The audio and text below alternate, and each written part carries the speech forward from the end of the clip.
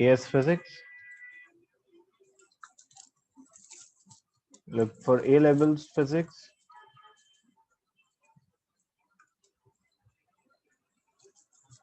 It is divided into two parts. One is AS and the other one is A2.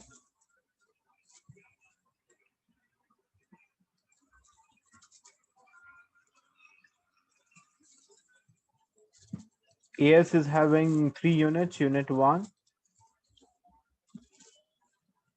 Unit 2, and Unit 3. Where for A2,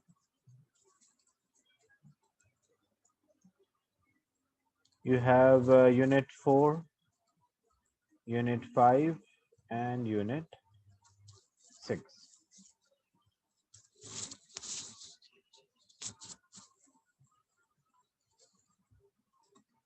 So for AS,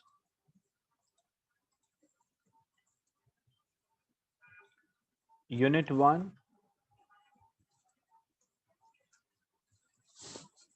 the code for this Unit 1 WPH11, and when you're doing AS physics, the code is XPH11. So for Unit 1, the code is WPH11, and what it includes, the topics which are there in this Unit 1. It includes the motion and graphs,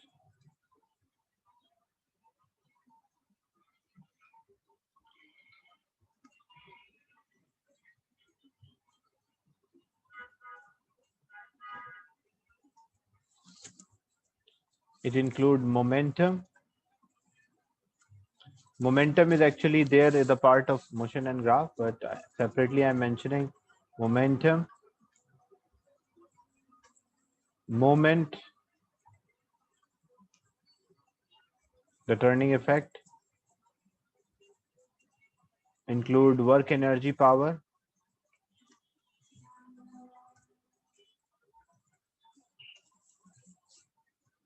and fluids,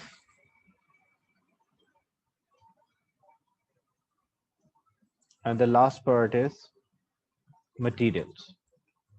These are the topics which you will find in Unit 1. The topics which will cover Unit 2, the code is WPH12, and the topics which will cover this: waves, DC electricity,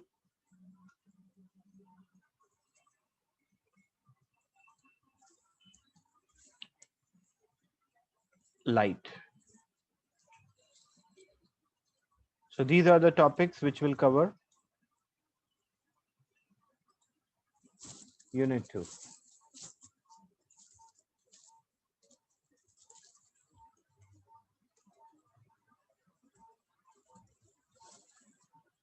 And for Unit 3,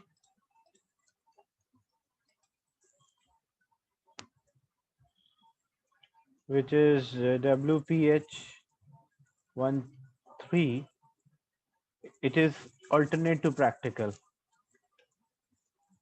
So the same way, you already have an idea how ATP paper, exam paper is there. So some experiment planning is there. You have to complete sometime the circuits, mentioning the reading in the table.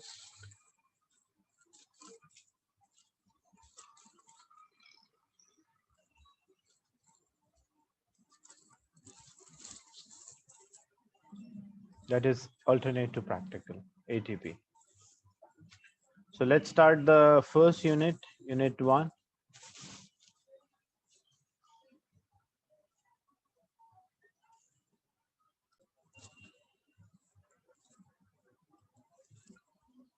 The first one, the basic quantities.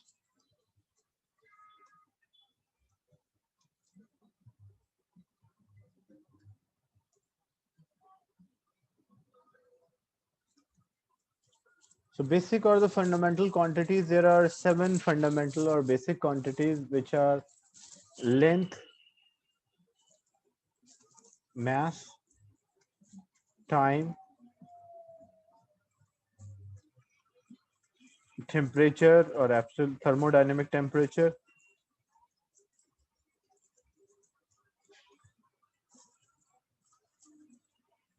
current, electrical current, light intensity, or an amount of substance.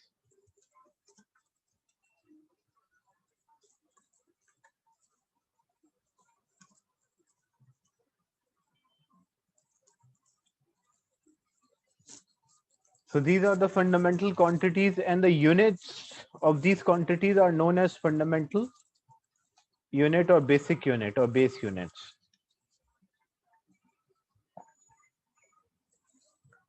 So for length, it is meter. For mass, it is kilogram. For time, it is second. For temperature, it is Kelvin. Amount of substance is ampere.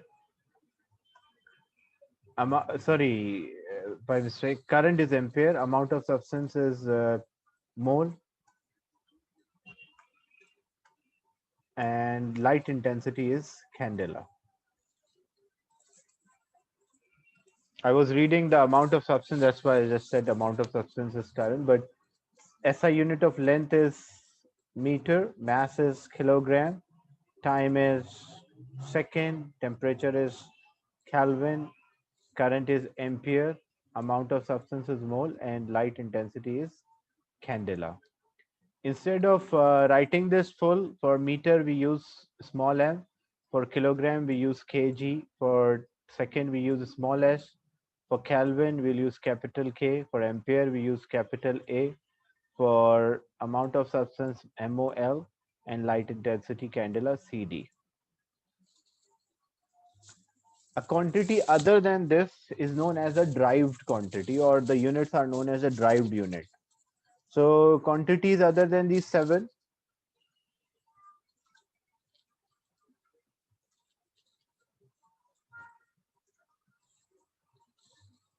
are known as derived quantities,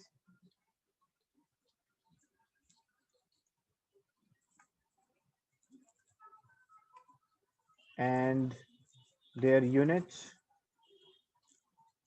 are known as derived units. So example, if I write pressure, that's a derived quantity. If I write force, that's a derived quantity. If I write density,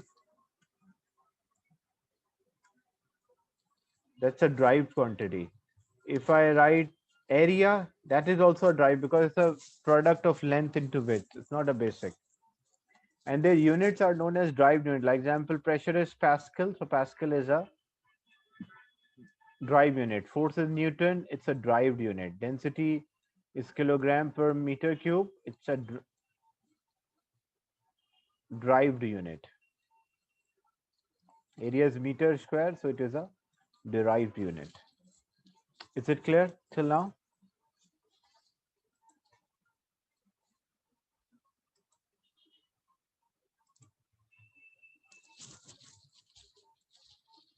Is it clear? Yes.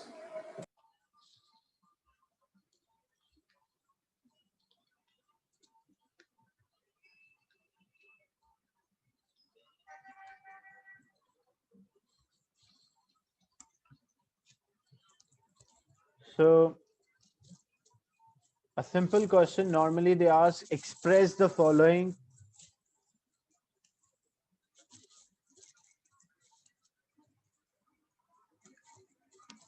quantities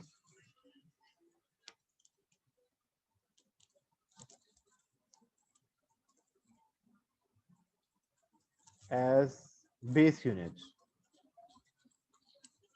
So you want to express the following quantities as base units. And what are the base units? As we know, the base units, it's mass, kilogram, second, Kelvin, ampere, mole, and candela. These are the base unit. So how we can express, like example, the first one, if I say express force into base units, like what is represent its unit is Newton, but in terms of base unit means using a fundamental or the basic units. So first, to do this, you should write a formula. So what is the formula for force? F is equals to ma.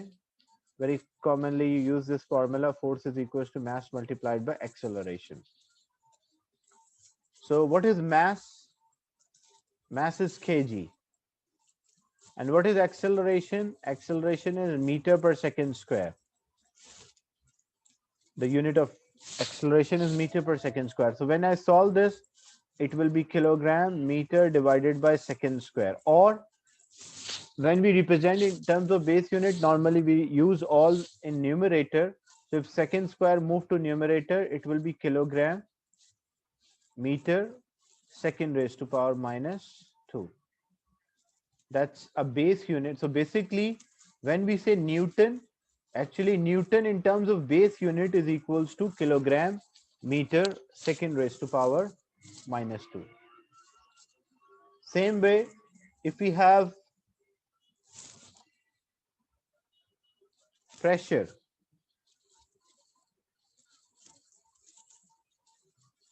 so pressure is what? Pressure is force acting on unit area. So the formula to calculate a pressure, P is equals to F divided by A. F is a force, the unit is Newton, A is area meter square. But what is Newton? Newton itself is kilogram meter per second square. So in place of Newton, because we want to represent all of them in base unit, so Newton is kilogram meter second minus 2. And this meter square is there. So this m will cancel with this square. So it will be kilogram second minus 2 divided by meter. But I told you all we represent in numerator. So if I meter raised to power 1, I move to up like in a numerator. So it will become kilogram meter minus 1 second minus 2. Is it clear? Representing this as a base unit.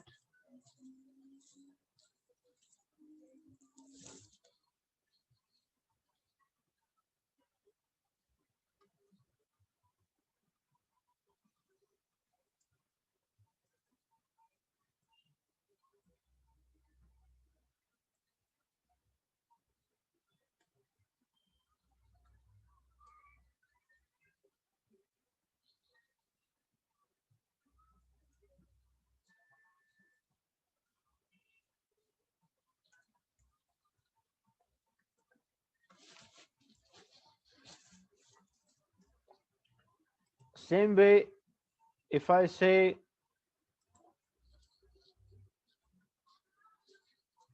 work done,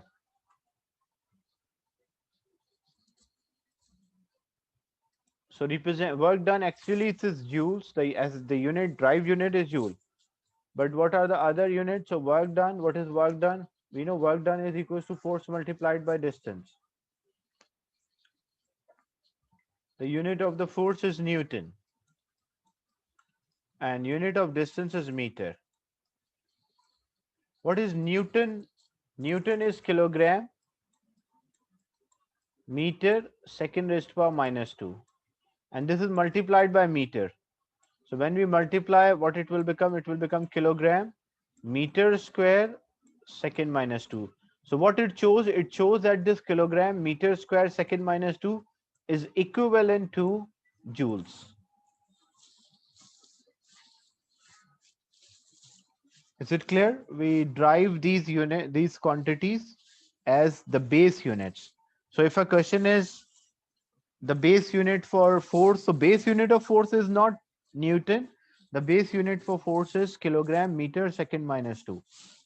If it is a drive unit, then it's Newton. Same thing. So this Pascal, this kilogram, meter minus 1, second minus 2 is equivalent to Pascal.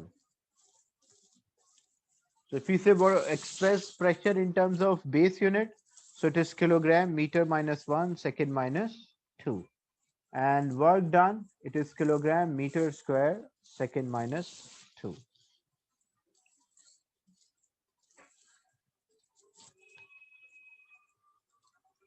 Then a quantity, a physical quantity, a measurable quantity,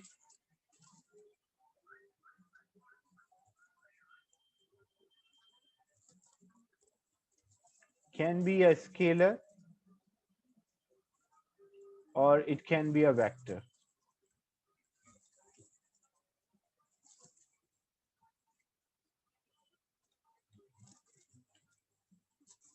A scalar quantity is having magnitude, unit, and direction. No direction. Where vector quantity is having a magnitude, unit, and direction. So if it is having magnitude, unit, and direction, all three things are there, we call that as a vector quantity. If there's magnitude and unit but no direction, we call it scalar.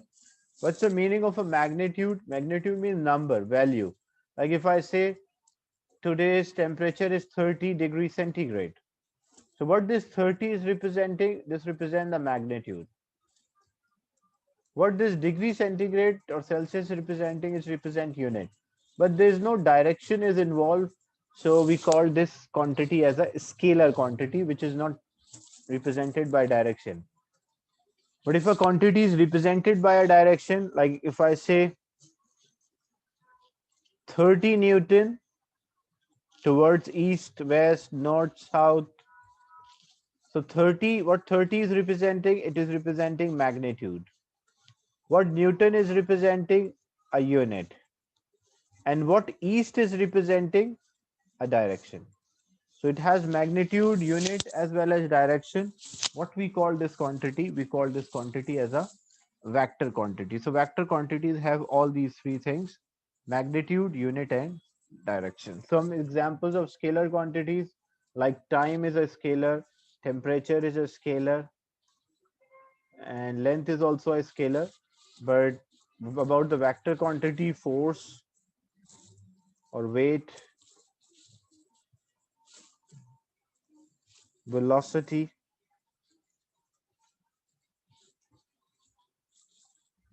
and acceleration. These all are vector quantities. They have magnitude, unit, and direction.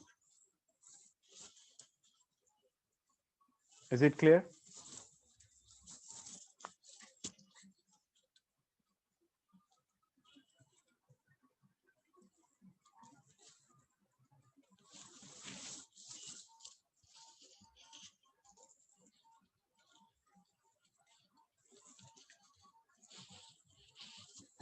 So for a vector quantity, we can use a rule. We call that as a vector addition rule.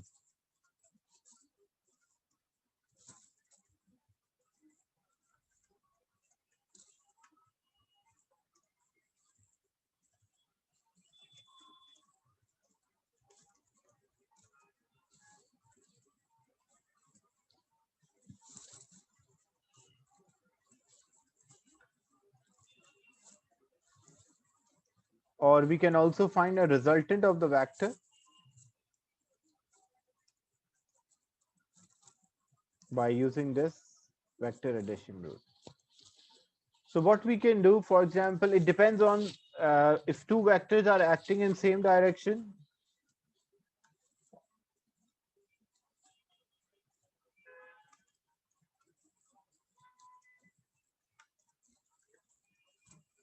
So what we will do to get the result, we will simply add them.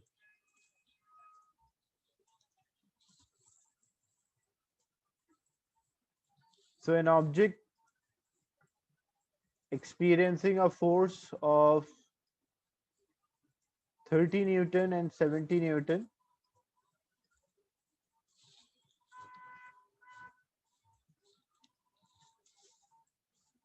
And I want a result of these two vectors because they are acting in the same direction. So to get the result, it will be 30 plus 70, which is equals to 100 Newton, and that is towards right hand side. It's 100 Newton towards right. That's a resultant of these two vectors. If they're acting in opposite direction,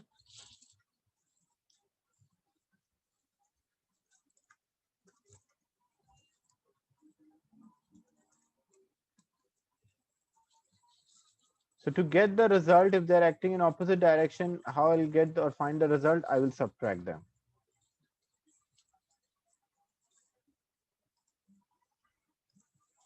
So example, two vectors are there. A 70 is towards right and 30 is towards left.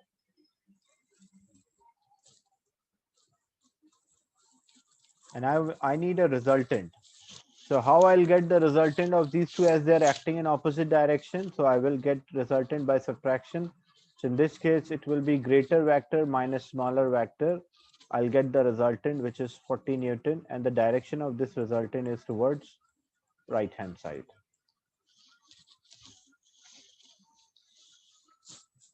But if two vectors are making certain angle,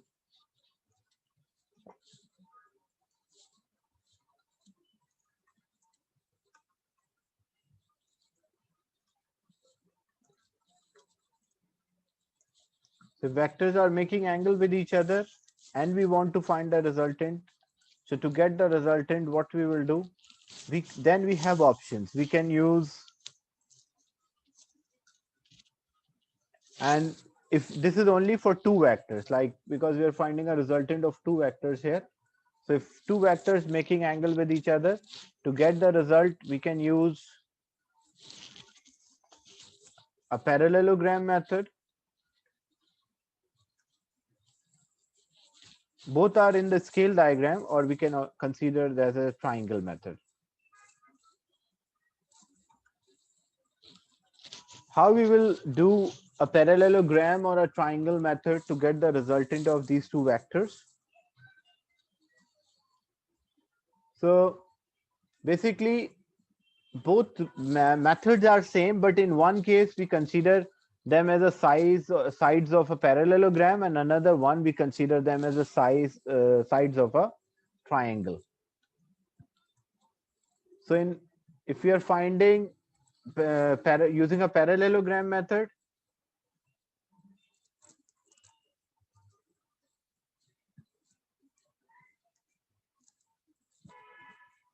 the rule is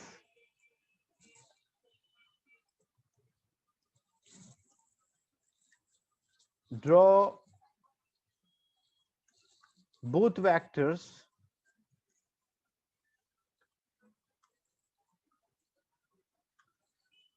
from same point and diagonal represent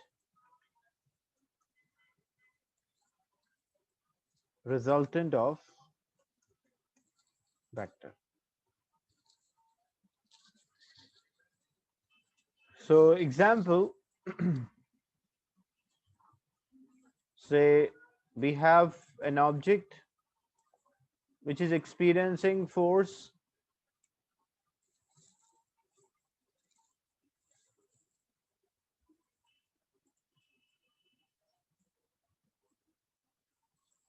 so we have an object which is experiencing force, say 60 Newton and 20 Newton or 40 Newtons.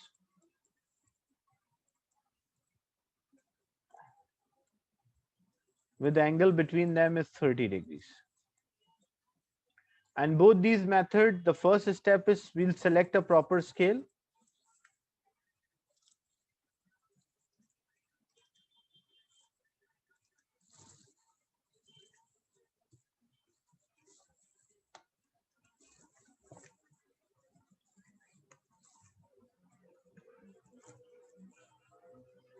Because Newton, we don't have a scale in Newton here, so we don't know like 60 Newton stands for what length. So we should always select a proper scale. So example, first I select that 10 Newton is equals to 1 centimeter.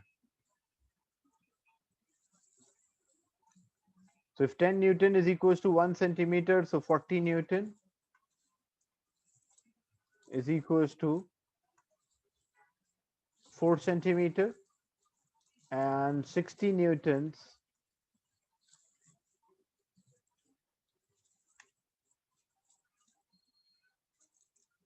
is equals to 6 centimeter. This is what we select as our scale. You can select any number, it's up to you. Now what we do, we should draw both vectors from the same point. So I mark a point and I'll draw both vector from same point, like 60 Newton and 40 Newton I should draw. So I will draw 6 centimeter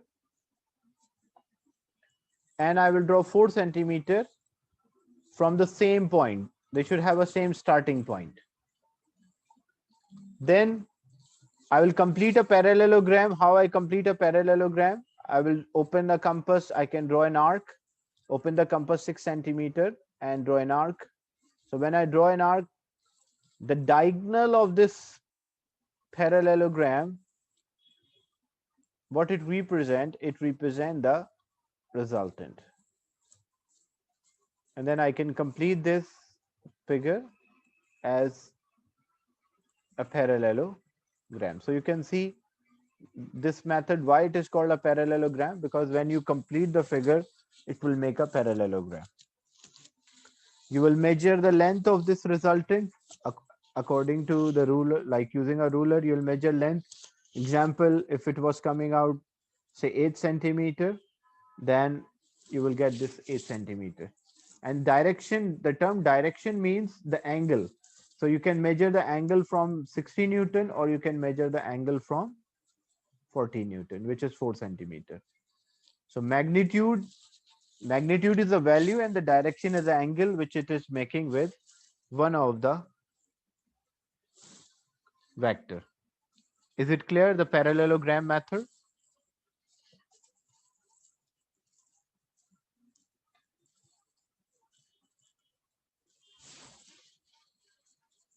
The parallelogram method to find the resultant.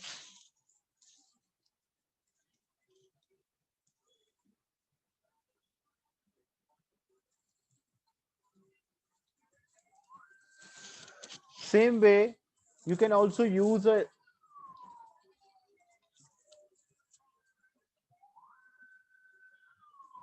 yes, for the direction, you will measure the angle with one of the vectors and that is referred as direction.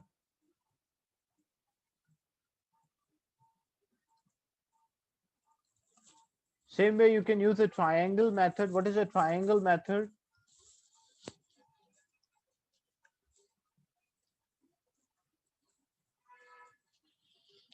In a triangle method, you will also select the proper scale, select a suitable scale. But this time, the two vectors should be a side of a triangle. So what you will do, you will draw the first vector,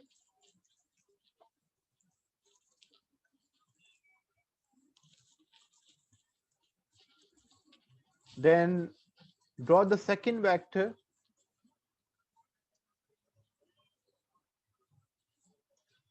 from head of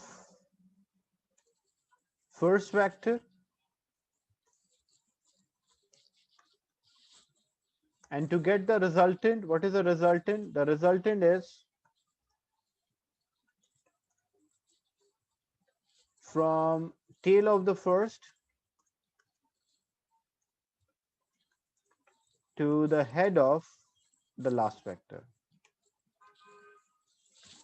So if resultant is from tail of the first to the head of the last, that's resultant. This is a triangle method. I'm using a same example so you can understand how it can be done. Say two vectors are there. One is 60 Newton, another one is 40 Newton, making angle 30 degrees with each other.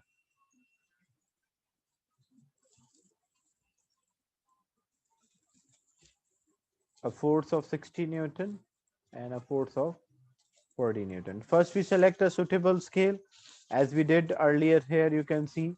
So because I'm taking the same value, so I will select the same scale.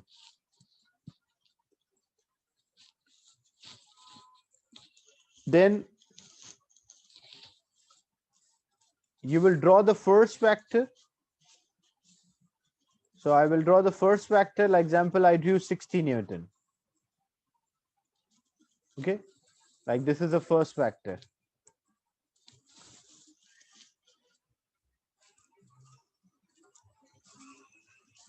Which is 60 Newton equals to 6 centimeter. Then from the first vector, from the head of the first vector, I will draw the second vector. So I should draw in the same manner like I drew. This is 6 Newton, which is 60 Newton equal to 6 centimeter. Then from the first vector, I will draw the second vector.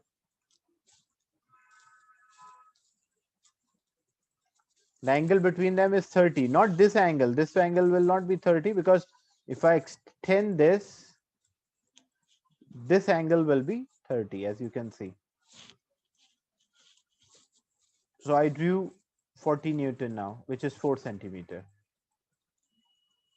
Now what is the resultant? Resultant is from tail of the first, this is the first vector tail, and the head of the last. So when you join the tail of the first to the head of the last, this is called resultant of the vector. And you will get the same answer like if previously we were getting 8 centimeters. Here also we will get 8 centimeter as a resultant, which is equivalent to 80 Newton. Is it clear? The triangle method. So in a triangle method, we draw the first vector, then from the head of the first vector, we draw the second vector, and joining from tail of the first to the head of the last. This is a tail of the first, and this one is the head of the last.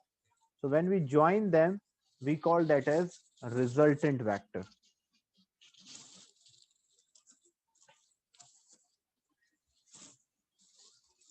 Is it clear? The triangle method.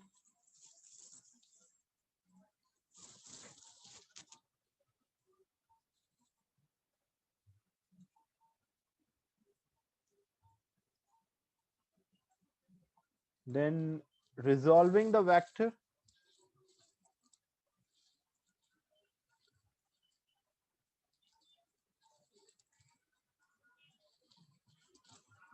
Into rectangular component.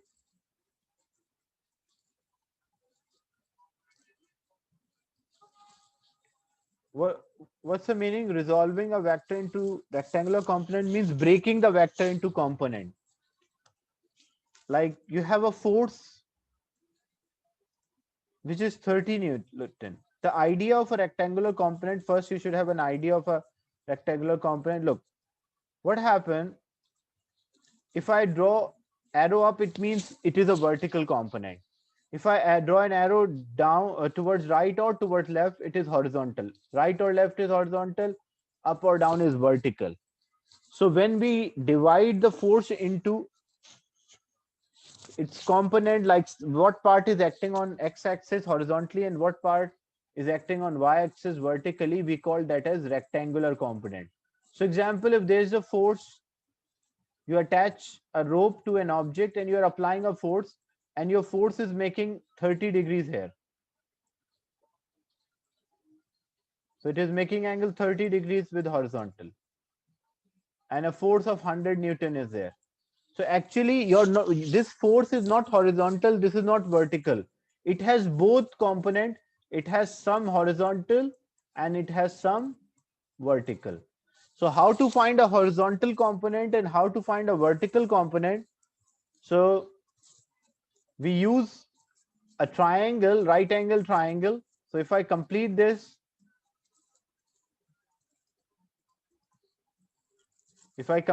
triangle, this is a right angle triangle. So this part is known as the horizontal part and the other part is a vertical. So how I can find the horizontal part? As you can see, it's a right angle triangle. So this one is a base, perpendicular, hypotenuse. So I have the formula that sine theta is perpendicular over hypotenuse. So sine theta is there. Perpendicular, I don't know. The vertical component is a perpendicular. And what is hypotenuse? Hypotenuse is equals to 100. So it will be multiplied, or instead of taking 100, example, I'm taking a number here. Sorry, variable here, say f. So this will be, the hypotenuse will be equal to f.